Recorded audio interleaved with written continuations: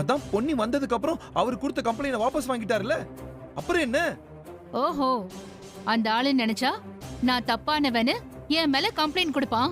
அவன் பொண்ணு வந்துட்டா உடனே அதை வாபஸ் வாங்குவான். நானும் அதை மறந்துட்டு அவங்கள மன்னிச்சு ஏத்துக்கணும் இல்ல? என்ன பார்த்தா உங்களுக்கு எல்லாம் எப்படி தெரியுது? அவங்க ரெண்டு பேரையும் இந்த ஜென்மத்துல நான் மன்னிக்க மாட்டேன். இப்படி பேசுனா எப்படி ஜெயா? பொன்னி இந்த வீட்ல வாழ வேண்டிய பொண்ணு. அந்த அக்கறை அவளை பெத்தவனுக்கு இருந்திருக்கணும்.